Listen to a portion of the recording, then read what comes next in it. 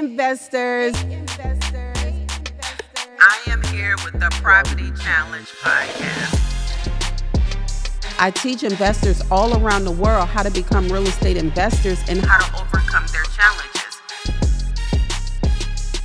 Join me here every single week. PCP, the Property Challenge podcast. when I started this podcast and when I said, what am I going to talk about? I said the best name is The Property Challenge.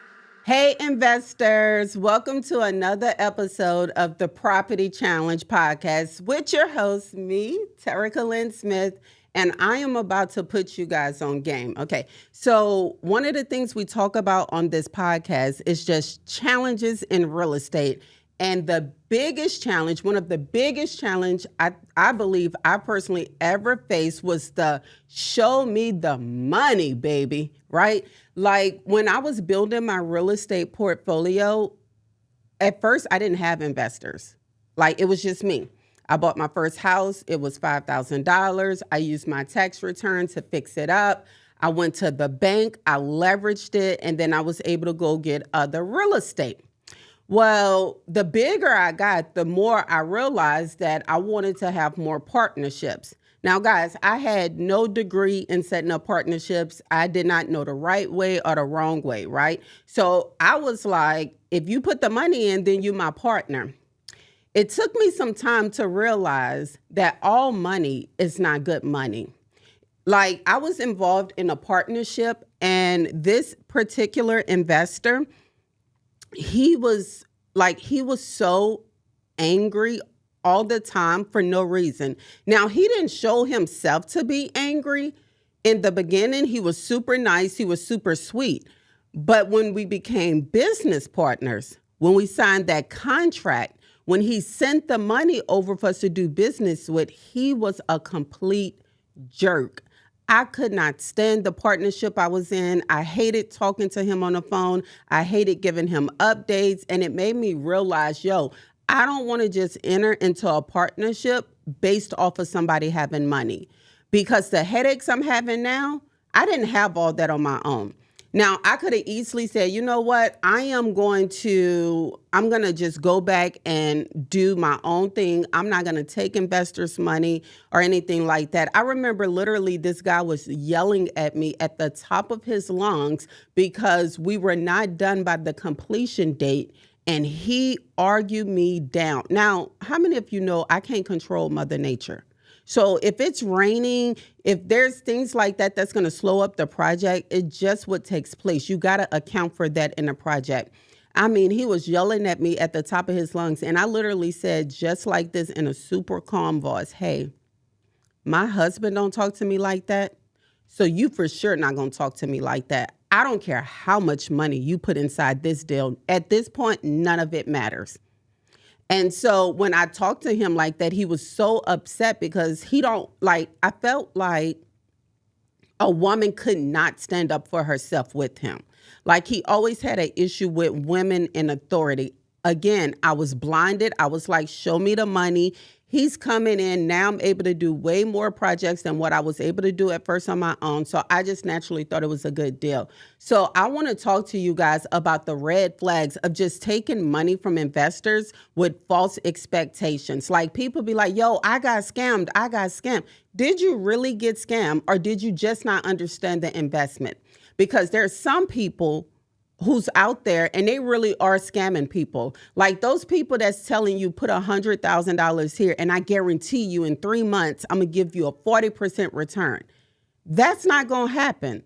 That's not gonna take place. They can't guarantee anything. So any investor that's leading an investment and they're taking funds from investors and the moment they say, I guarantee you this, that should be a red flag for you. Do not go into partnership in real estate investing with someone who's making guarantees. There's nothing we can guarantee in this deal other than you can lose all of your money. And that's typically how I talk to my investors. Hey, coming inside this deal, you may lose all your money. Why? Because the first investor taught me all money is not good money. And the moment you take that money from them, you are now in a relationship with them. It is like a real estate marriage, okay? And I don't know about you, but I like to be in a happy marriage, okay? When I'm in a stressful marriage and I got a partner yelling at me at the top of his lungs over something I can't control, that lets me know then and there, I don't want to take everybody's money. So if you have somebody that's saying, hey, I am going to guarantee these funds, I'm going to make sure you get 40% on your money, I would probably say that they're going to scam you. Y'all can talk about me in the comments. I've been doing this for a very long time, and I've seen the ones who's helped a lot of people invest in real estate, including myself, and I've seen the ones who preyed on people. And look, it becomes a Ponzi scheme. They take your money, then they use somebody else's money, then they use somebody else's money, then they use somebody else's money. Those are real Ponzi schemes that take place in real estate investing. So as an investor, because you guys are investors, I want you guys to protect yourselves. I don't want you to take the first dollar that comes your way if it's not the best dollar. And I want you to recognize the red flags that can potentially take place, and that's something you can notice in advance that make you say, yo, you know what? I don't really want to do this deal with this person, because my first investor taught me a good lesson, baby. He taught me that this real estate marriage was hell, and I never wanted to enter into one again. So one of the first things I wrote down is whenever they're asking you skeptical questions, and skeptical, I said that right, skeptical? Yeah, questions, it sounds like, well, how long have you been doing this again? Can you guarantee that I'm going to receive this type of return on my money? Like, those are questions that give me red flag vibes. Like, I don't really feel comfortable. I'm super nervous about giving this money. There's nothing wrong with you having that emotion, but because I operate in faith, I know fear and favor cannot be in the same room. So I don't want to enter into a partnership with a fearful investor partner, because their fears are going to project on me. I recently just had a business deal with some business partners who obviously, they've been great friends. I thought great friends mean you'll be a great business partner. Boy, was I wrong. Those are two different things. This partner told me, he said, I knew this investment wasn't going to work like the 4th month I was in it. And I was like, why would you say that? I didn't realize he had spoke a word curse over the property. So again, I'm in a real estate marriage right now. I'm in a contract, a binding contract. And this is how this person is speaking over our investment. And I'm wondering why I keep on losing money, and why the tenants keep on leaving, and why this high turnover. It's mind-boggling how real the power of your words are. And it taught me such a valuable lesson, because I did not understand why this project was bleeding so much until he said what he said. And I was like, oh, now this makes sense. I'm not fighting against him. This is me and the enemy. This is spirit versus spirit fighting, right? I have a spirit of faith. He has a spirit of fear. These are two spirits that's butting heads. So while these two partners are in disagreement, the property is taking a hit on it. And so I don't ever want an investor to partner with me that's a friend, but then speaking death over our project. Another red flag, right, with investors, all money is not good money, is they have unrealistic expectations about returns. Now, I have a business partner. He makes about $800 passively a month. He don't have to do any work to his property. He get a check. He calls and say, hey, I don't really like this property because I'm only making $800 a month. Dude, first of all, it's one property, okay? And you're getting a check for $800 after your operating expenses, after your vacancy, after all of this, you're getting an $800 check. How could you not like an $800 check that you don't have to do any work for? So I know having a relationship and being in a partnership with investors that have unrealistic expectations on what a return should be is ridiculous. So I'm like, hey, that $800 could pay, because I believe in buildings over bills. That $800 can pay a light bill. That $800 can pay a car note. That $800 can pay whatever bill you have apply that $800 to it. And on top of that, my boy, you're not even doing anything. So like, why are you even tripping? Again, all money is not good money. So me not knowing that and me just, obviously going into these deals, I'm telling you, it is disgusting the things I find out. And so I asked God, I literally got to a place where I was like, God, give me the discernment.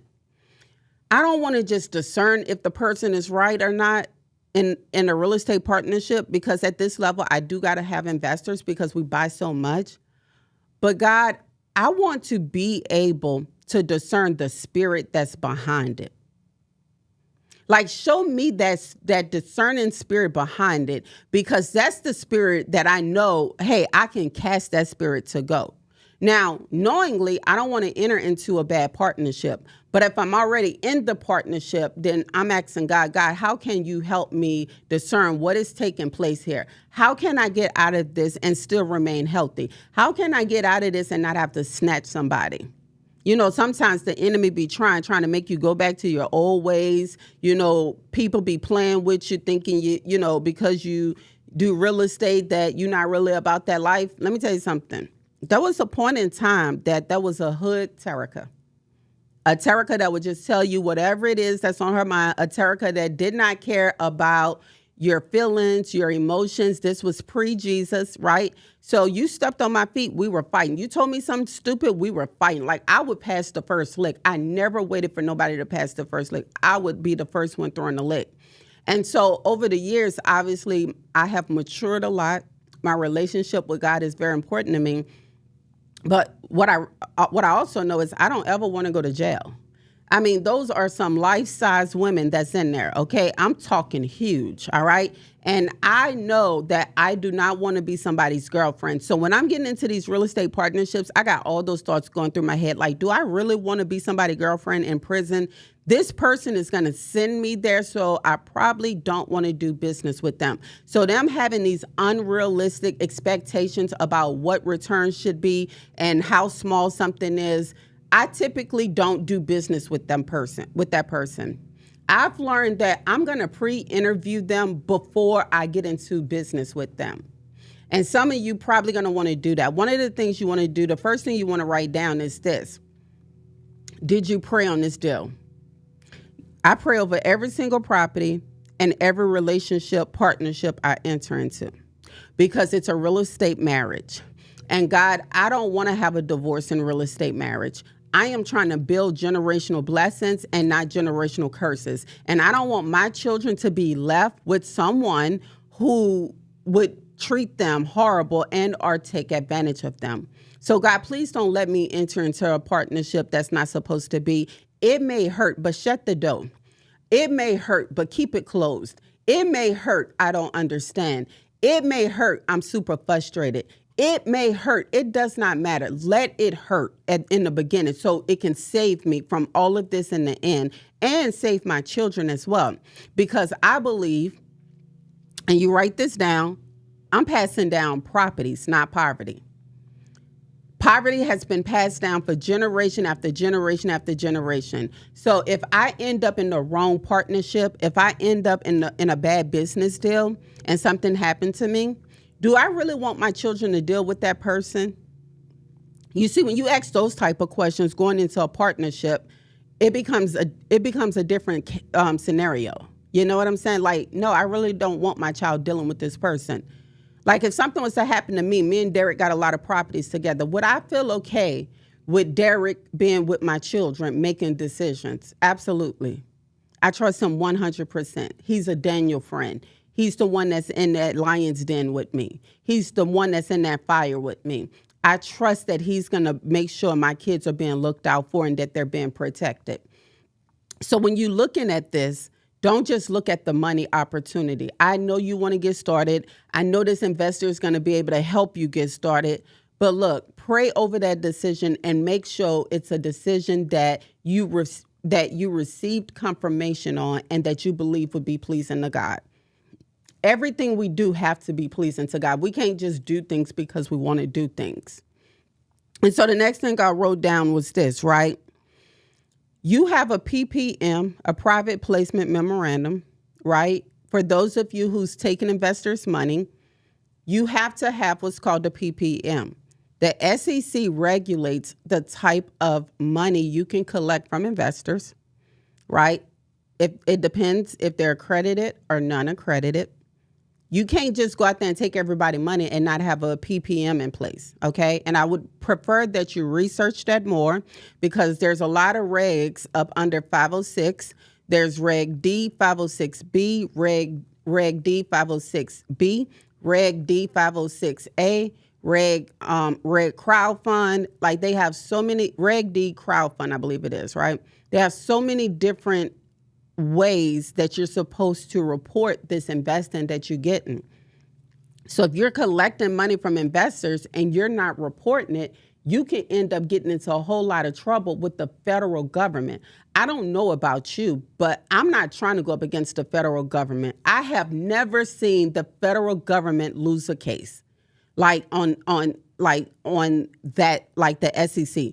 By the time the SEC come involved, by the time the SEC file a case against you, by the time they take you to court, they already have everything that they need. That's why I never promise any type of returns. Even to my coaching students, investors that I'm working with, I never promise a return because the moment you promise them a return, you end up in trouble. Now, we can say, hey, look, this is what the pro forma is. Now, what's a pro forma? A pro forma is a projection. It's an assumption of what we believe this property could possibly do if we do all of these other things right on the checklist.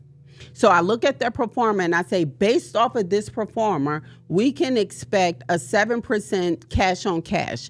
Based off this pro forma, we can expect a 5% internal rate of return. Based off of this pro forma, we can expect a 10% cap rate, whatever the numbers may be, right? But that's a pro forma. The SEC mandates that you determine the person you get into business with if they are accredited and are uncredited. You can do what's called self-accreditation, which means that you can bring all of your assets to a CPA and or a tax attorney, and they can see if you're an accredited investor or non-accredited investor. A non-accredited investor, you cannot take a certain amount of the money from those people. So like in Reg D 506B, you can have 30, I believe it's 30 or 35 unaccredited investors. Everybody else have to be accredited. So be careful while you out here taking this money because, yeah, show me the money, they'll show you the bars, okay? They will put you behind those things because of fraud, right? So I'm very careful with taking money. The other thing is this, I don't take small amount of investments. People that's doing $500, like I would never raise a fund like that. I would never raise a fund where I'm going to take $500 from somebody because on that $500, they're expecting you to pay them $10,000.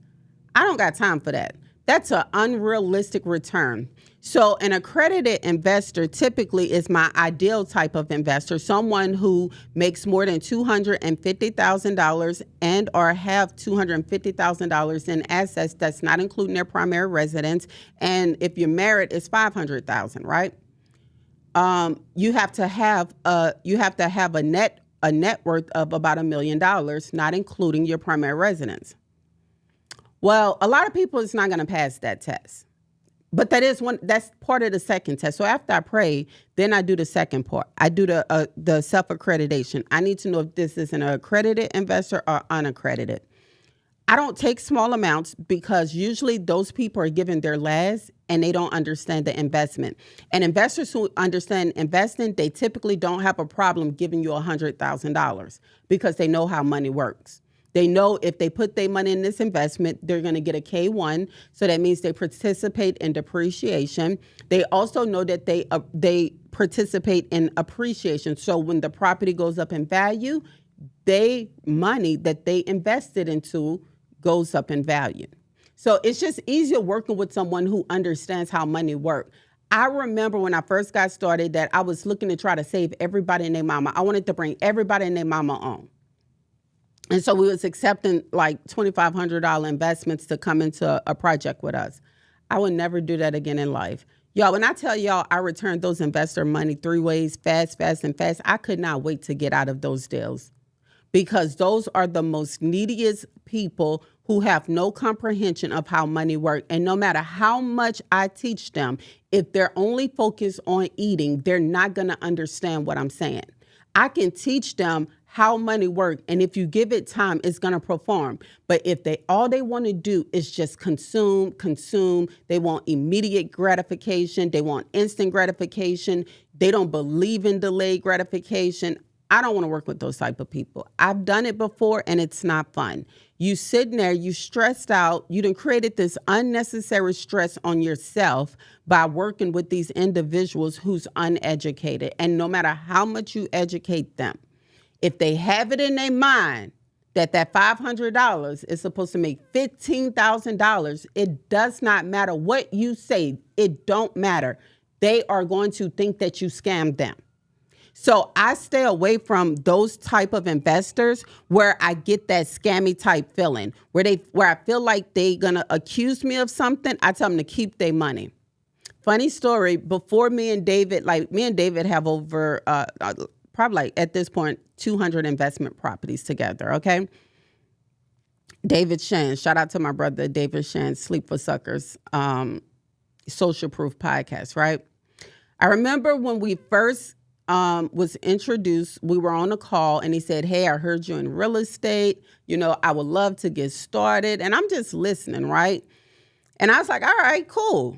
I don't mind working with you. Honestly, I didn't know the internet business. I didn't know anything about what David was doing. I just knew he was a cool person. And obviously I prayed on. I was like, man, this is going to be a great deal. He's a really cool laid back investor. He just want to put some money in and then he want to see if it works. He understands if it get lost. Well, I thought that's what it was until I get the phone call and he like, hey, can you explain this to me again? If I put in this amount, I can potentially make this. I said, yes, or you can potentially lose this. He's like, I don't really want to lose money. I said, well, look, do me a favor. Let me do this deal by myself. You watch me do the deal. And then once you feel comfortable with investing with me, you can come back on the next deal. He was like, wait, you throwing me off? I'm like, nah, I'm not really throwing you off. I just don't want you to get invested with me. And now I'm worrying and stressed out about your money. And I'm sitting here trying to make the deal work. I just don't want to deal with that kind of stuff. And so he's like, all right. I'm going to send the money. So he sent the money. Okay. And we're in this fix and flip together. It's his first one. He had, in his defense, he had a bad partnership that cost him like $15,000 to $20,000. So I get his concern, I get his frustration, I get the anxiety, I get the unsureness, I get all of that. But what I don't want to do is get involved in all of that.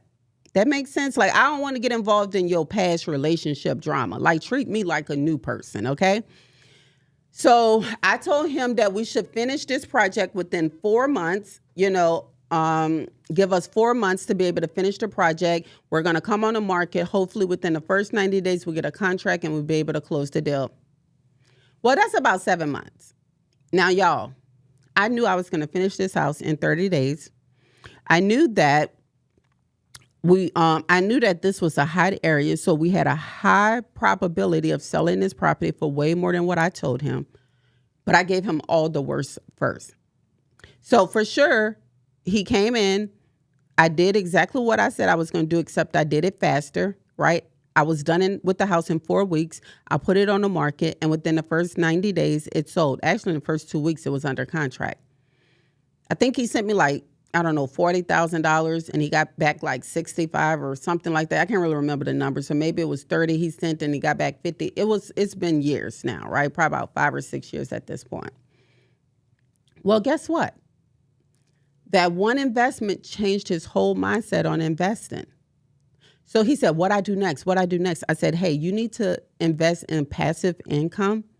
So that way, if the internet ever gets mad at you and they want to cancel you, you would be able to say, all right, I'm good. Like, you know what I'm saying? Like, I always say this, I invest so I can rest. I got 99 problems and bricks ain't one. Everybody and their mama can hate me on the internet. My bricks don't hate me.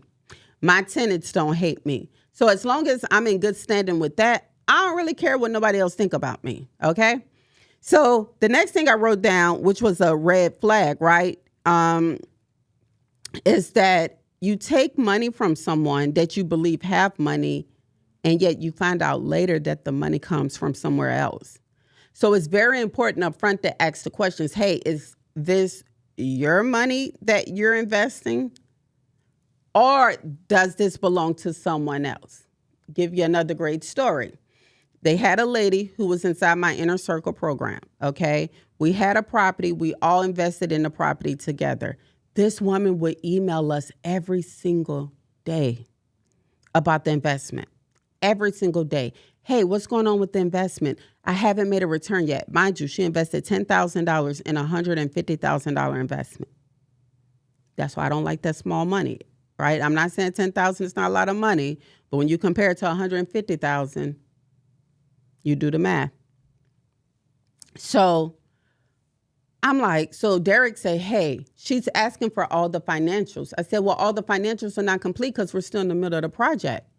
So I said, send her what we got. We're transparent. We're built in the light, right? L is loyalty. I is integrity. G is growth. H is humility. T is transparency. So send her what we got. I have no issues with that. So she get all the numbers and she's like, okay, great. I just needed to show my partners. Wait, what? Your partners? We didn't know you had no partners. So you mean to tell us the money you put in this project is not your own money? This is somebody else's money?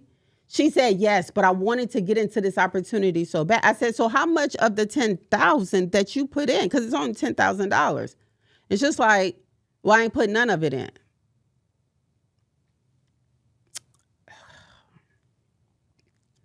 What?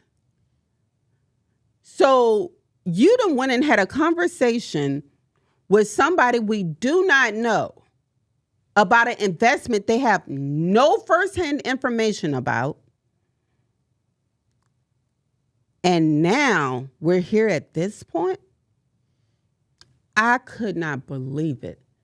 I was so furious at this person. I told Derek, I said, hey, get her out this investment 3 ways. Fast, fast, fast. Get her out of here. Like, first of all, you're unethical. You're taking somebody else's money who has not had one single conversation with us. And you lead us to believe that this is your money because you use your LLC to come into business with us. And then later on, in the middle of the deal, we find out it's not even your money. Guys, everybody is not scammers. Everybody is not scammers, right? It's the ones who, it's the people that are scammers are the ones who literally hide information from you.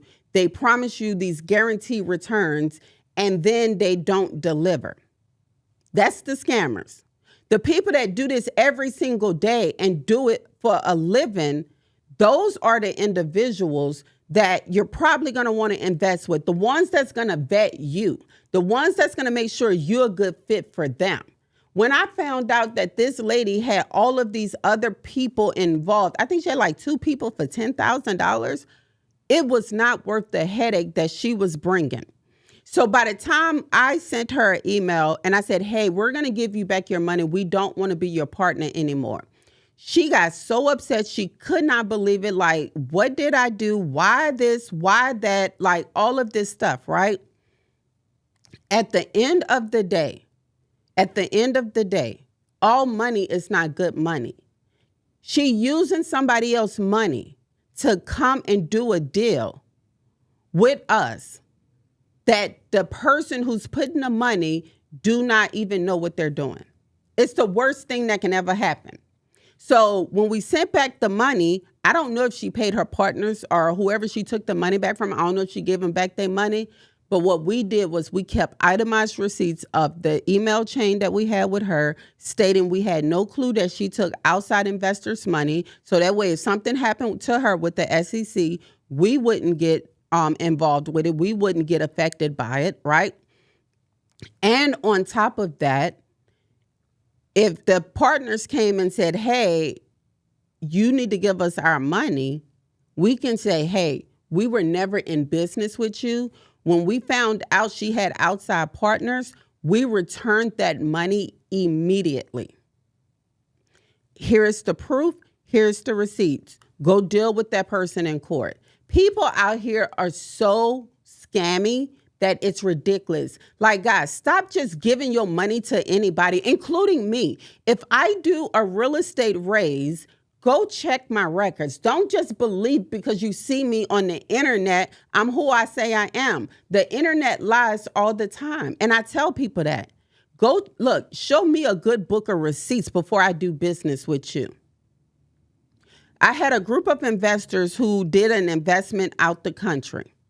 I tell every single investor, make sure you have a contract. Don't you ever invest into anything with anyone without having a signed contract. I don't care how much money they give you. Well, they decided to have different groups that invested into a company that came and spoke on my stage. And this company, right, again, I don't care if it's me or the company that I'm bringing up or people I bring up on the stage. You question everybody. Don't you just trust and believe because you see them on someone's platform that they are true and that they are authentic, because that's not the case. You verify everything with everyone. So sure enough, I find out that people inside of our program then gave money to these companies out the country with no contracts. They just got signed receipts back. So me being who I am, I feel bad that these people are requesting to get their money back and they haven't gotten it back yet. So I go and spend my hard-earned money, me and Dee, to go help them. We had no financial obligation to go and help them get that money back.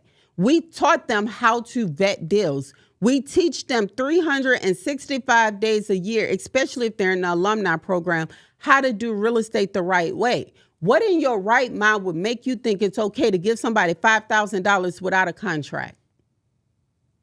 You're going to shake their hand and believe that they're going to do this. Now, they say, oh, in our country, nobody does this and everybody is ethical and everybody follows by the rules, the books. You know, only one person out that investment group told me, thank you for putting my money up. Nobody else said, thank you, T. I appreciate you for trying to help us. You know what they probably saying? It's Coach's fault. She should have never brought him on the stage. She should have never did this. No, it's your own fault because the red flags were there. The red flags was there when you gave them the money.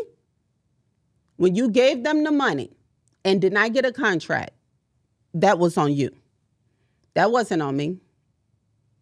So when you're out here and you're taking investors' money, all money is not good money, because those people that invested into that group with those leaders who were they were like the GMs of the deal, right?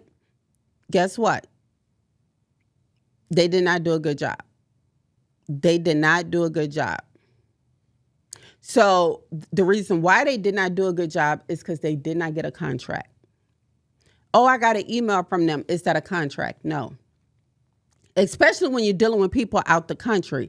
You see, when you're dealing with people out the country and you don't know really how it works, you want to take your time and nurture that opportunity and not just rush into that opportunity. So the red flags of investing in real estate is, yes, you can get scammed by people that's overpromising and under-delivering. But get with somebody who's going to give you the correct way to be able to invest in real estate, especially if you're collecting money from people, right?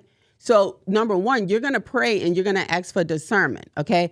Number two, you're going to give them all the ways that they can lose all of their money in real estate investing. Like, give them the worst of the worst. Number three, you make sure that you file your SEC paperwork the correct way and get with an SEC attorney to create your PPMs so you can make sure that you're operating that investment the correct way. Because every investor that comes and invests in your portfolio that's out of state, you have to file a filing with every state that comes into your investment. And it costs a few $100s. Some state costs thousands of dollars. So you want to be very guarded with that and make sure you're cautious. Now, if it's just you, your brother, and your cousin, y'all have a relationship. The SEC is talking about the ones that do not have a relationship. Now, a relationship can be a very gray area, and what is considered a relationship can be a very gray area. But for me, a relationship is someone that you know, you trust, and you want to do and you do business with.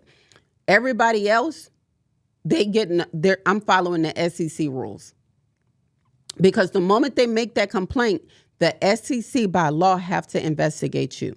And if you do not have all your records and your documents in place, you can end up on the wrong side of the deal. And guess what? I have seen people find thousands of dollars, hundreds of thousands of dollars. I've seen large portfolios, crowd funds, all of these. I've seen funds be completely shut down because of the wrong way people took money. Look, y'all remember that TV show? I can't really remember how their name go, but it was these two Latino brothers. I think it was the Armillo brothers or the Armador brothers, something like that. I can't remember, right?